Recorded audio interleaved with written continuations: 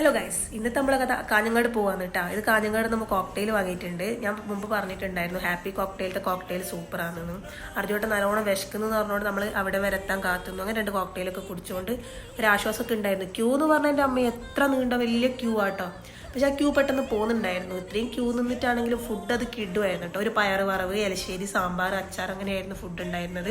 പിന്നെ കടലപ്പരിപ്പിൻ്റെ പായസമായിരുന്നു. കടലപ്പരിപ്പിൻ്റെ പായസം എനിക്ക് അത്ര ഇഷ്ടമല്ല, അതുകൊണ്ട് ഞാൻ കുറച്ചേ കുടിച്ചിട്ടുണ്ടായിരുന്നു. നമ്മൾ ചാമണ്ടിക്കുന്നത്തെ വീടാണ് കേട്ടോ.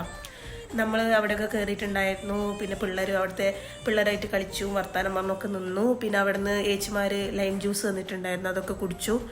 പിന്നെ അങ്ങനെ നമ്മൾ ചന്തയിലേക്കൊക്കെ ഇങ്ങനെ നടക്കുകയാണ്. ചാമണ്ടിക്കുന്ന തെയ്യം ചന്ത എന്നൊക്കെ പറഞ്ഞാൽ അത്രയും വലുതാട്ടോ, സൂപ്പറാണ്.